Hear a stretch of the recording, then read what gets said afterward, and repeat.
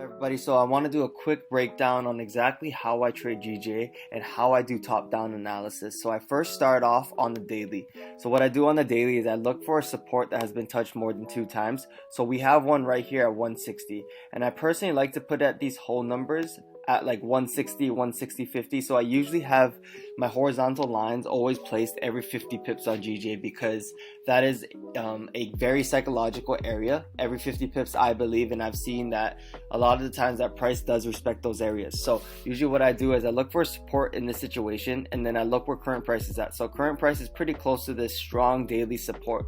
So what we have is right now we have this daily support, and then what I do is look for a daily resistance. So the daily resistance could be where all these candle closures happen right here around 160, let's just say 163, so 163, and then after seeing that, we can see that we have a daily range of 163 all the way to 160, so a 300 pip range. So as swing traders, that's a good thing, but as day traders, you don't want to really be trading a 300 pip range.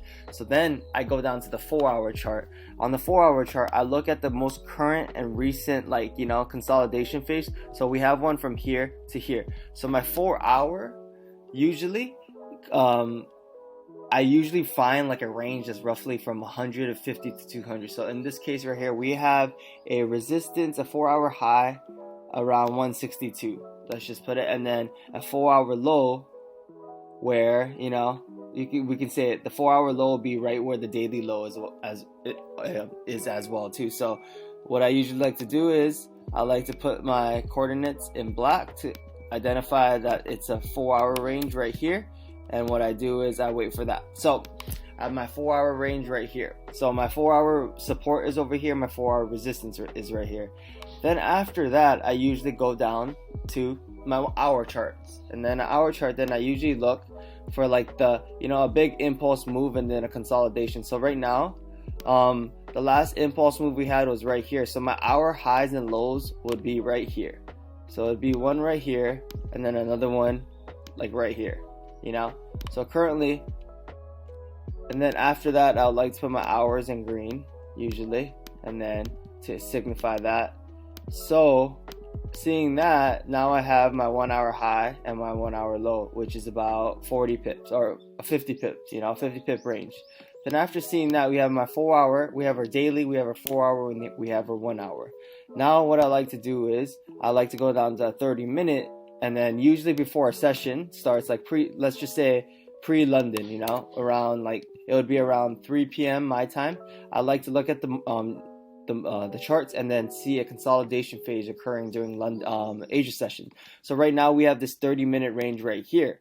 So this is where we can kind of just figure, okay, we have a 30-minute range right here, and then what we'd like to do is wait for the range breakout. So obviously we have a low right here.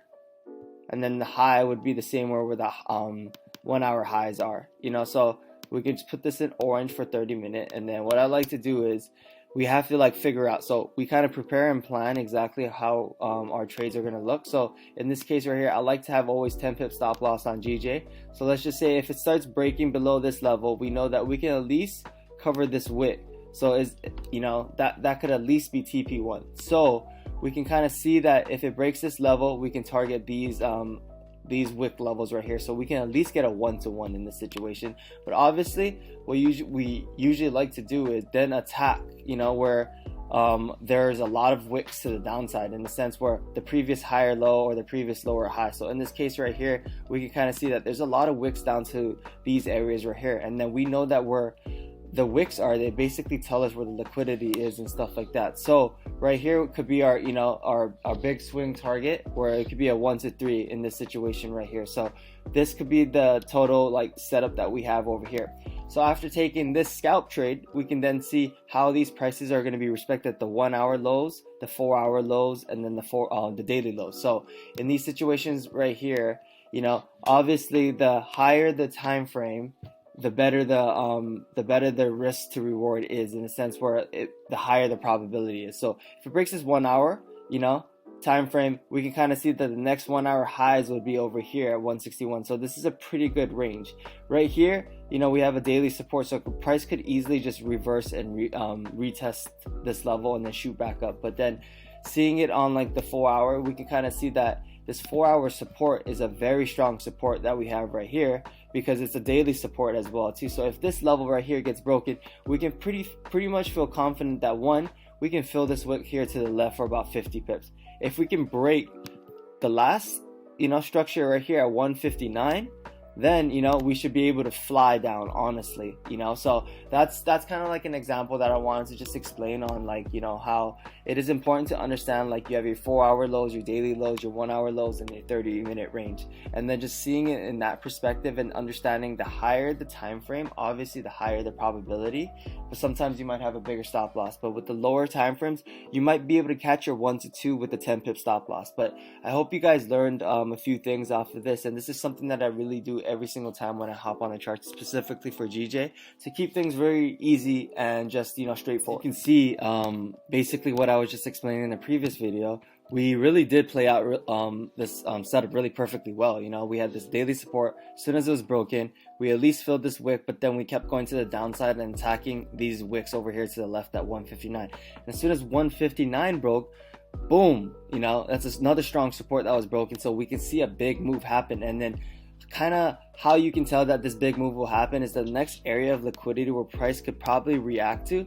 would be these areas right here. So all we're looking for, especially when a strong support is broken, is the previous higher low. The higher low, or the order block, or whatever you want to call it, basically is where we want to target, because we know that that's the last area where price went the opposite direction before this big impulse move. So that there's liquidity down here and there's a lot of orders. So just wanted to show how, like, having these daily supports, hour supports, 4-hour supports can really just help keep trading very simple. And honestly, like, being patient and just waiting for daily breaks and daily lows and highs to break might be the best way to do it, because it gives you the highest probability, it gives you the best risk to reward ratio, and it just keeps things simple, and it helps you from like over trading as well too. So just wanted to quickly break that down, and hopefully guys, you understood everything that I was teaching.